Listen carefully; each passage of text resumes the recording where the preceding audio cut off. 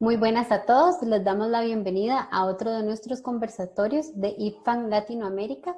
El día de hoy la mesa está a cargo de la licenciada Diana Marcela Río Piñeros. Ella es nutricionista dietista de la Universidad Nacional de Colombia. Ella es magíster Scientae en gestión y planeación de políticas en alimentación infantil saludable de la Universidad Galileo de Guatemala. Es integrante del equipo coordinador de IPFAN Colombia. Muy buenas, Marcela, y adelante con la mesa. Muchas gracias, Verónica. Bienvenidos y bienvenidas todos y todas a este conversatorio denominado el COVID-19 desnuda las vulnerabilidades de los sistemas de salud. Queremos aclarar que quienes participamos de IPFAN, Latinoamérica y el Caribe, no recibimos patrocinio de ningún tipo de empresas productoras o distribuidoras de alimentos infantiles, ni de productos conexos, incluidos los extractores de leche, productos farmacéuticos, pesticidas, armamento o productos que ejercen violencia contra las mujeres y la niñez. No tenemos conflictos de interés y buscamos que las personas se informen acerca de la alimentación infantil para que puedan decidir mejor.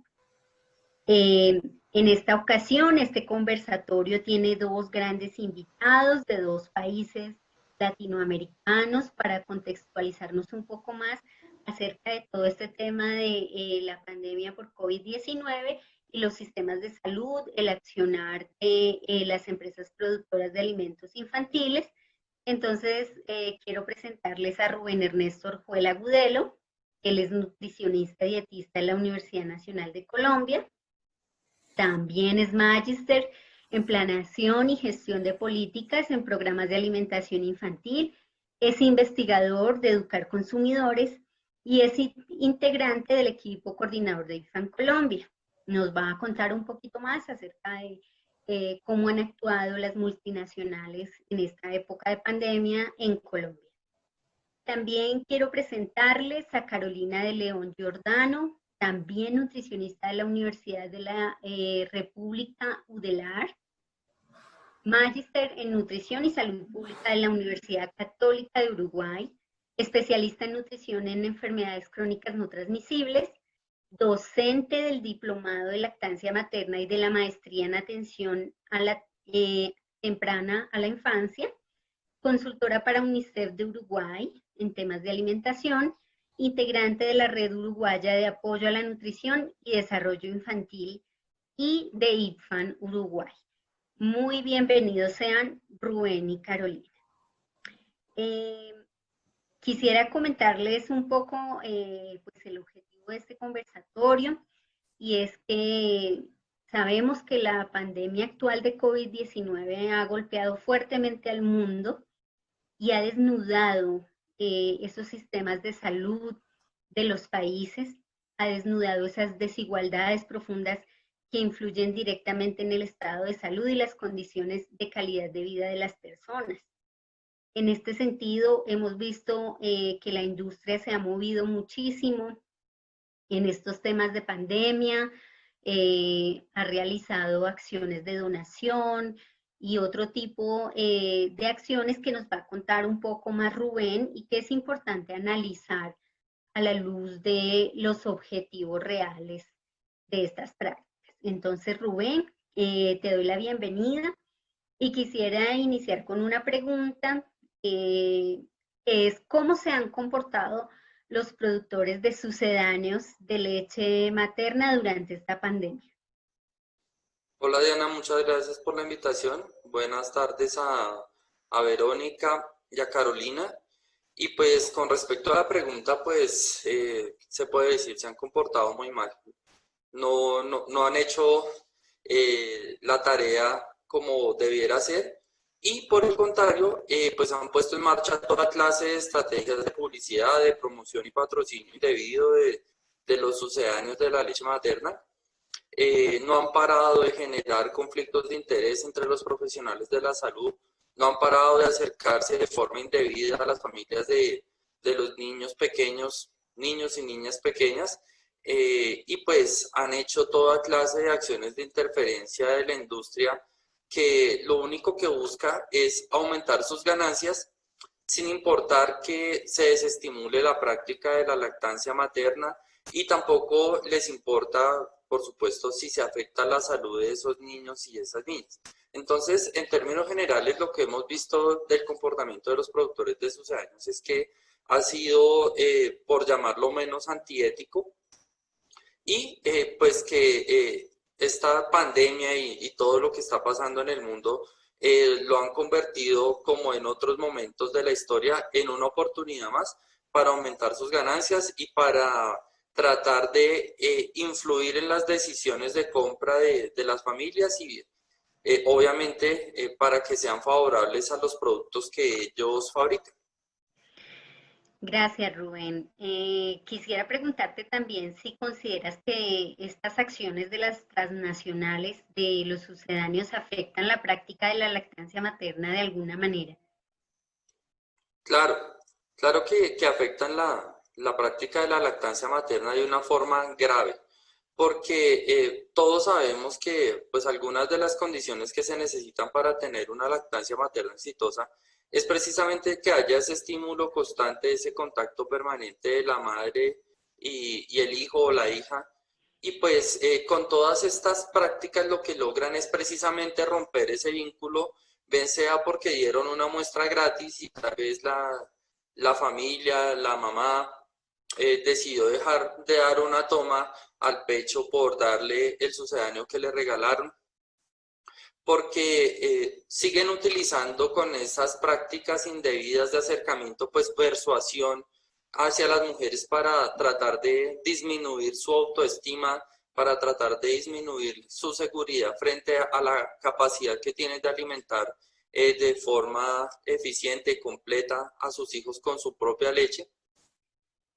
Y pues se siguen acercando a los profesionales de la salud que también están colaborando, especialmente en Colombia, según la última encuesta de situación nutricional. El 79%, es decir, 8 de cada 10 niños o niñas que consumen un sucedáneo de la leche materna lo hacen por recomendación de un profesional de la salud. Entonces siguen acercándose a los profesionales de la salud para tratar de influenciarlos, bien sea por digamos, persuasión o bien sea ya por ese contrato que se genera entre el visitador o el representante de una marca y ellos, pues para que sigan formulando a las madres de familia y a las familias pues los sucedáneos. Entonces esto también hace que se rompa ese vínculo de la madre y el hijo y pues de hecho esta problemática no solamente se presenta en Colombia, se presenta en todo el mundo. Esto lo dijo el último informe de la situación de la seguridad alimentaria y la nutrición en el mundo de la FAO, OMS, UNICEF. En fin, en su capítulo de lactancia, donde muestran cómo las tasas de lactancia materna están muy lejos de alcanzar el objetivo que se pretendía con los objetivos de desarrollo sostenible y pues que están claramente ligadas a estas prácticas antiéticas y a mi juicio inmorales de los fabricantes de sucedáneos para tratar de disminuir pues la práctica de la lactancia materna.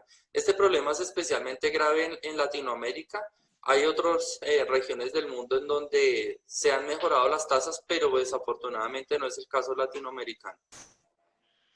Gracias, Rubén. Por último, quisiera preguntarte cómo qué estrategias utilizan estas industrias o qué violaciones al código realizan ellos para promover sus productos.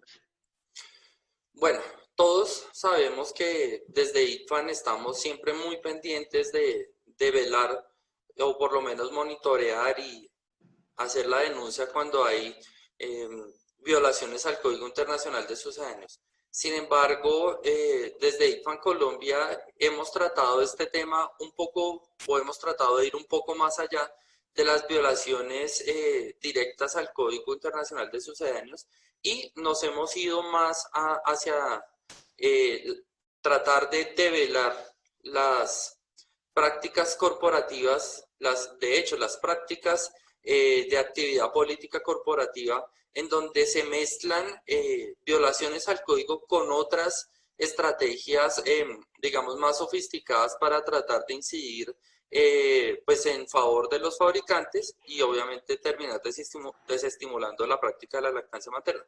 Entonces, dentro de esas prácticas y esas estrategias que están usando los fabricantes de sucedáneos, encontramos que contratan a expertos para acercarse a los padres y madres de familia, hacen webinares ahora, abundan en las redes sociales, acercándose a los padres de familia, madres de familia, acercándose a profesionales de la salud, que muchas veces terminan incautos, digamos, cayendo en esta trampa de la industria. Por supuesto, abundan las donaciones de sucedáneos de la leche materna, supuestamente para favorecer a los más vulnerables en cada país, y esto es una estrategia sumamente antiética, porque es condenar al más vulnerable a comer lo peor.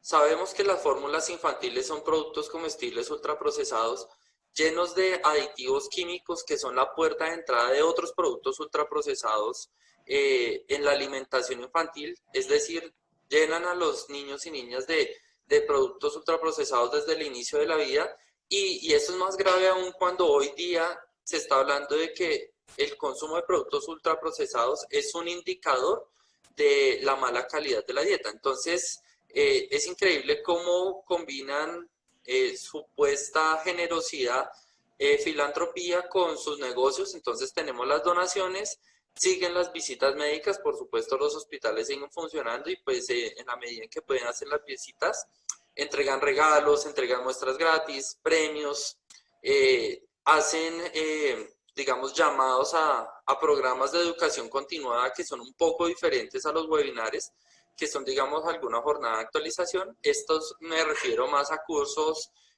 más formales y que requieren más horas.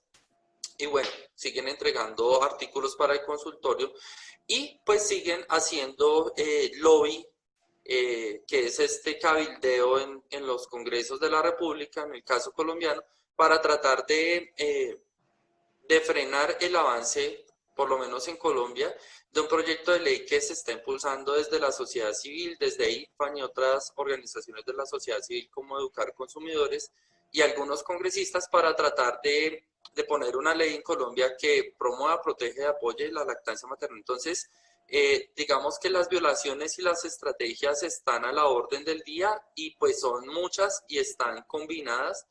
Y pues como reflexión de esta parte, no podemos pensar que la industria solamente entrega muestras gratis y le habla a los profesionales de la salud. Ellos tienen un entramado muy complejo de estrategias que con las cuales tratan de asegurar el éxito comercial y pues seguir aumentando sus ventas. Eso lo dice la firma Euromonitor, que hace todo este rastreo de mercados y que ha encontrado que el mercado de los sucedáneos es incluso más lucrativo y tiene un crecimiento mayor que el de los productos de aseo y belleza, que los de los productos ultraprocesados en general dirigidos para el resto de la familia, y bueno, y otros productos que pensaríamos que pueden tener un crecimiento mayor en esta época, como los de el cuidado del hogar. Entonces, con eso dejo hasta ahí, Diana. Bueno, muchas gracias, Rubén, por lo que nos comentas. Creo que de esto podemos rescatar varios elementos importantes como una muestra de las prácticas de la industria aprovechando las pandemias, las épocas de emergencia.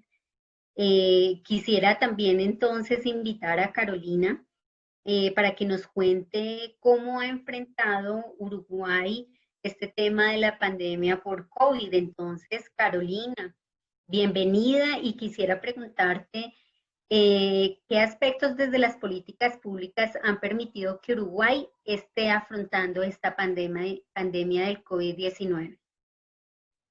Bueno, hola a todos. Gracias por la invitación y por compartir estas instancias que son muy importantes para reflexionar en momentos donde también todas estas cuestiones nos dejan a un lado de poder tener pensamiento crítico y reflexivo sobre lo que ocurre con los sistemas de salud, las pandemias, la emergencia sanitaria, la economía de los países y cómo está todo absolutamente interrelacionado, en garantizar que los sistemas realmente puedan proteger el tesoro mayor que tiene un país, que es la infancia, y que no espera, en realidad la infancia no espera para dentro de un tiempo a ver cómo podemos, realmente es bien urgente el tema, y a veces algunas prácticas que parecen poco trascendentes dejan muchas huellas a lo largo de toda la vida, en este caso la alimentación infantil. Ya se sabe la evidencia. Uruguay, contarles, bueno, para mí es un placer poder participar desde este pequeño país del sur de América del Sur, que en realidad está cerquita de dos países que vienen muy complicados con la pandemia, como es Brasil y Argentina, pero Uruguay es un país muy pequeño, de 3.400.000 habitantes aproximadamente, que tiene una población muy homogénea, que eso no es menor, porque nosotros no tenemos mucha diversidad cultural, si bien tenemos un flujo importante en los últimos años de migrantes de Centroamérica y Latinoamérica y el Caribe, no tenemos una heterogeneidad de distintas culturas, indígenas, etcétera, lo que hace bastante más sencillo a veces el abordar el tema de salud. También en nuestro país la situación del COVID-19 al día de hoy más o menos está controlada, si bien estuvo en algunos días con caso cero, se empezó a elevar nuevamente, pero solamente se han visto 4 embarazadas con COVID positivo en la hospitalización, lo que ha facilitado también el abordaje del COVID en las maternidades. Uruguay, contarles que Uruguay, una de las fortalezas grandes que ha tenido, pero que como hablábamos anteriormente, detrás de cámaras, digamos, no alcanza con tener sistemas fortalecidos si esos sistemas no son bien utilizados en el momento que deben ser utilizados, porque pueden debilitarse rápidamente, y es lo que un poco estamos de alguna forma, no con el sistema de salud, pero sí con el sistema educativo o el sistema de trabajo, que están todos intrincados, porque Uruguay además está pasando, junto con la pandemia, atravesó el cambio de gobierno, y eso de un cambio de gobierno sustantivamente diferente en sus prioridades y en sus concepciones ideológicas. Entonces hace que nosotros nos estemos viendo afectados por 2 cambios muy grandes que están confluyendo y que, como decía Rubén, muchas veces colocan, más allá de las multinacionales, a las estrategias políticas como una excusa a la pandemia para hacer restricciones o reajustes presupuestales, etcétera.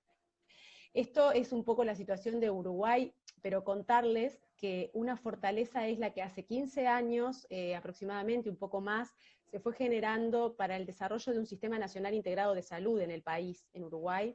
El Sistema Nacional Integrado de Salud permite que en Uruguay todas las personas que habitan el territorio tengan acceso al sistema de salud, tengan o no posibilidades económicas de acceder a la salud.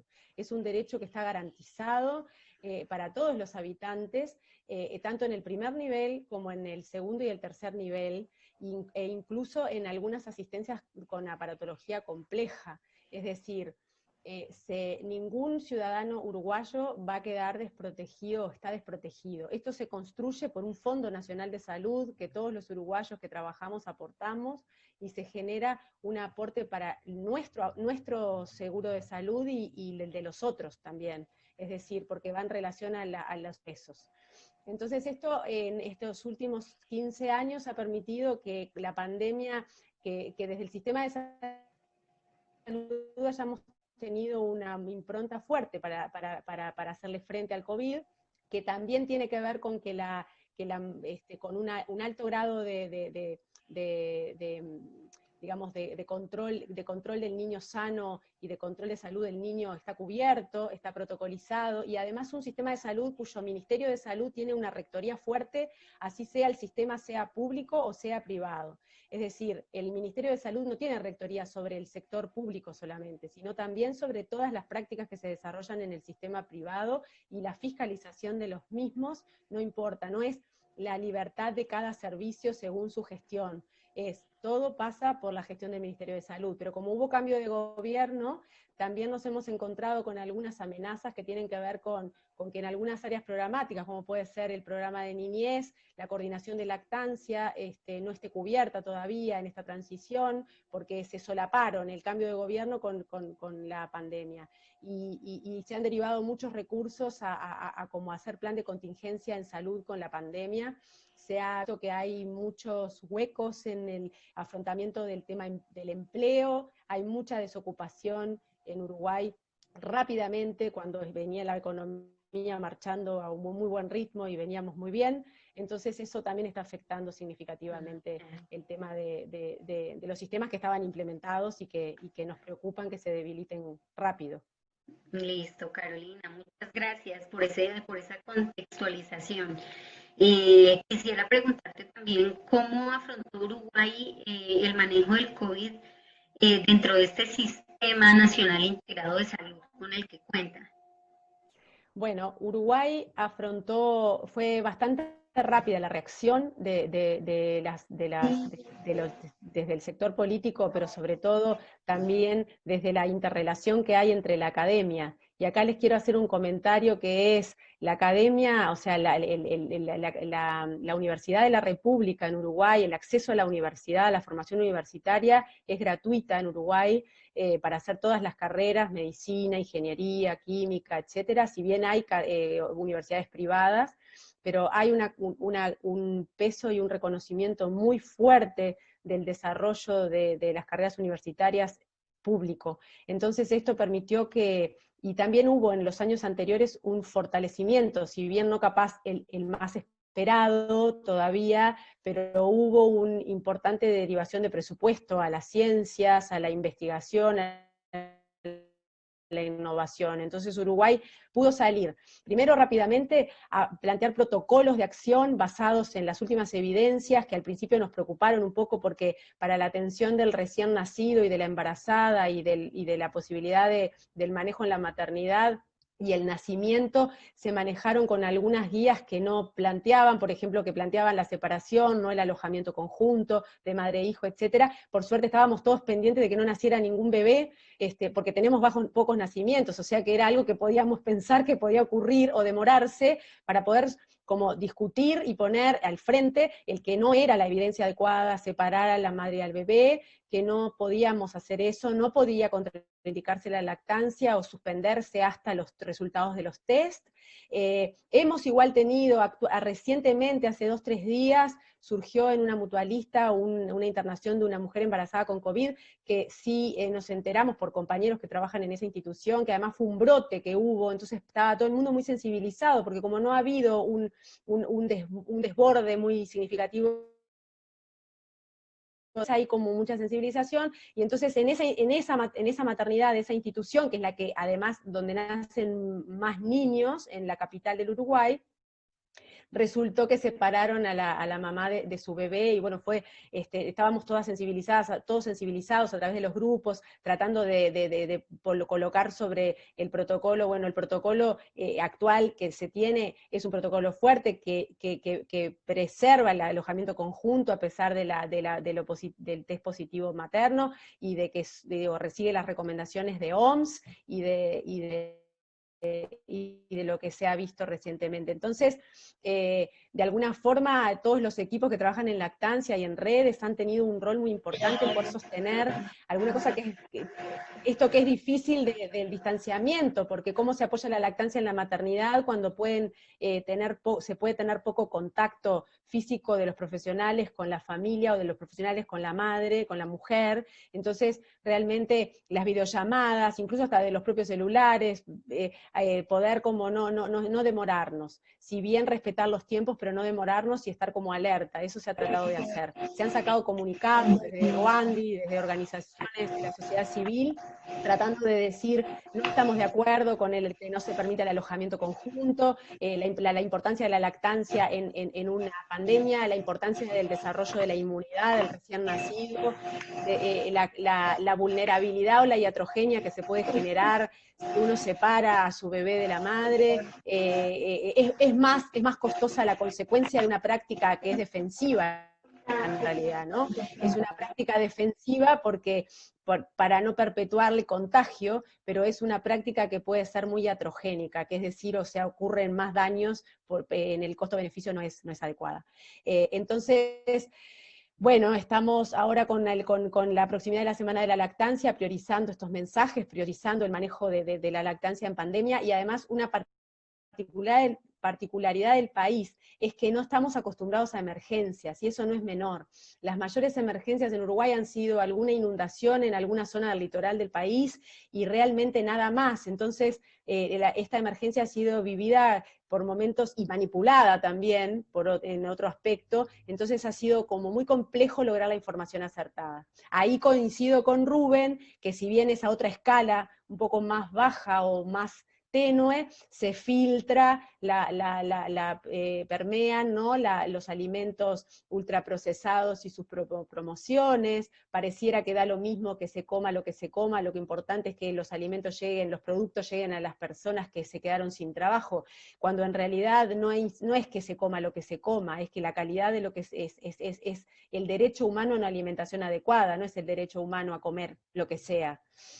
En ese sentido nos preocupa el Banco de Alimentos de nuestro país, que es una organización que recolecta los alimentos para llevarlos a distintos sitios, y bueno, allí se aceptan donaciones indiscriminadamente, y la mayor parte de las donaciones de alimentos son de productos ultraprocesados. Entonces nos encontramos con ollas populares, se les dice aquí, que por suerte son con comida propia de la cultura uruguaya, guisos y cazuelas, que hace la propia comunidad para la comunidad, pero a la misma vez, en paralelo, se ha visto repartir en camiones jugolines, refrescos, etcétera, para los niños, y alfajores o galletitas, cuando en realidad habría que esto no permitir que ocurriera, porque están contentos porque reciben estos alimentos, porque estos alimentos no son alimentos nutritivos, y menos en época de pandemia. Entonces ahí tenemos como relámpagos de cuestiones que nos preocupan para la seguridad alimentaria de nuestro país. Perdón, capaz que fue muy extensa. No. Muchas gracias, porque creo que es muy importante contrastar los dos países, ¿no? Lo que pasa en Uruguay, muy interesante que nos muestres todas esas fortalezas que tiene un país como Uruguay, y que contrastemos lo que pasa en un país como Colombia, ¿verdad? Y que veamos que el COVID-19 nos está afectando a todos, ¿no? Países pequeños, países grandes, fortalecidos, no fortalecidos. Y entonces quisiera, ya para cerrar, que de pronto ustedes nos cuenten como una conclusión de lo que nos contaron. ¿Qué podríamos concluir de este conversatorio? Rubén, te doy la palabra. Gracias, Diana. Bueno, es evidente que la pandemia ha sido un trampolín, una oportunidad más para la industria de los sucedáneos de la leche materna para promocionar sus productos, para tratar de inducir el consumo ahora por vía de las donaciones y por vía de los webinars que han tenido una explosión, pues, debido a las dificultades de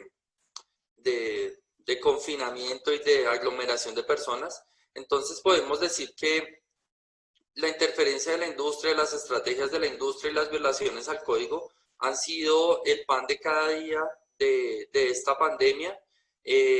La lactancia materna, que ya venía con tasas descendientes a nivel, pues, del mundo, y aquí en Colombia de forma dramática, pues ahora está más amenazada que nunca con esta arremetida de la industria con la pandemia.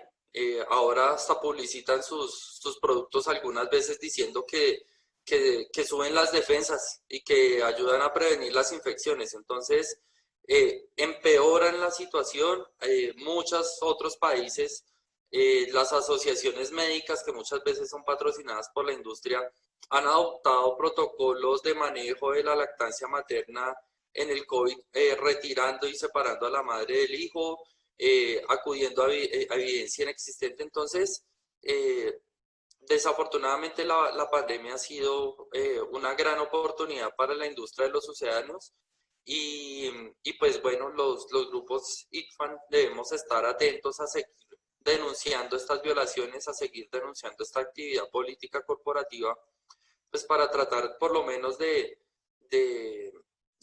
visibilizarlos y tratar de, con el escarnio público, tratar de aminorar un poco los efectos negativos de la actividad política corporativa de las industrias. Gracias, Rubén. Ahora quisiera invitar a Carolina, con todo este contexto que nos has dado desde Uruguay, ¿cuál podría ser una conclusión de este conversatorio, Carolina? Bueno, creo que una conclusión interesante es que aquellos sistemas de salud que se fortalecen no alcanza con que estén fortalecidos, sino hay que darle sostenibilidad.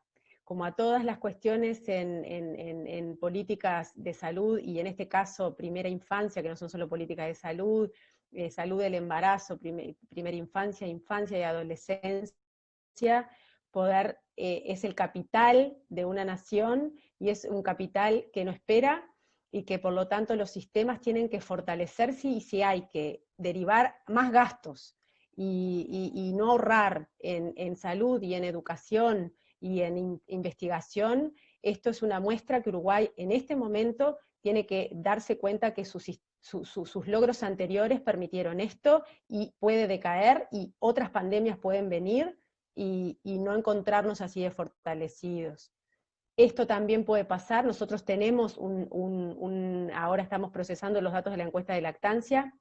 Creemos que la lactancia, intuimos que la lactancia, no por el COVID, o sea que se ha de haber agravado, viene descendiendo las tasas de lactancia. Tenemos un problema muy grande con la inclusión de preparados para lactantes en las maternidades desde el inicio. No es que no ocurra la lactancia, pero no la lactancia exclusiva. Entonces realmente estamos preocupados porque actualmente en pandemia todos nos hemos vuelto mucho más vulnerables por estar distanciados de nuestros afectos, por tener pérdidas de trabajo, por estar preocupados, y esto en situaciones de lo vulnerable que puede ser esperar que llegue un niño a nuestro hogar, sumado a la vulnerabilidad de una pandemia, sumado a la vulnerabilidad de la economía del hogar, realmente genera una permeabilidad para las corporaciones y para los mensajes, y más sumado a un bajo nivel educativo, que realmente si nos dicen que en ese preproducto va a exclusión, se va a ir a consumir, y realmente eso es lo que hay que hacer, el contrapeso de no creer eso, de ser críticos, de ayudar a las personas a que hagan una lectura adecuada de los mensajes en redes que han aumentado, en los Zoom, los webinars, los cursos, los concursos, los talleres permanentes, sin darnos tiempo a reflexionar de dónde vienen, quiénes los generan, cuál es el mensaje, si hay conflicto de interés o no hay conflicto de interés, y en eso tenemos que ser muy críticos y ayudar a construir sentido crítico y pensamiento crítico, porque nos podemos ver extremadamente debilitados. Y una última cosa, Uruguay tiene una epidemia como el resto de los países de obesidad infantil y de malnutrición por déficit asociado a la obesidad de nuestros niños, y realmente creemos que se va a ver muy agravado esta situación, y no va a haber sistema de salud que le pueda hacer frente por más fortalecido que esté, porque realmente las consecuencias a mediano y largo plazo sin lactancia y con alimentos ultraprocesados van a ser muy significativas. Así que, por favor, espero que reaccionemos, como decía Rubén, que podamos merecer el hecho que nos digan seres humanos habitando el mundo y cuidándolo, porque si no realmente estamos nosotros siendo parte de esta destrucción. Así que, bueno, muchas gracias por esta oportunidad de compartir con el resto de compañeros. Gracias, Carolina, Rubén, muchísimas gracias. Quisiera cerrar diciendo que los países debemos estar preparados para enfrentar emergencias y pandemias como la del COVID-19, ¿no? En ese sentido, los sistemas de salud son súper importantes, como tú lo mencionas, Carolina, los sistemas de salud son súper importantes y estas pandemias sí que desnudan vulnerabilidades, desnudan esas desigualdades, nuevamente quisiera reiterarlo, esas desigualdades en la calidad de vida. Y qué bueno que podamos hablar, reflexionar, como ustedes lo proponen, acerca de a qué debemos apuntarle desde el derecho a la alimentación.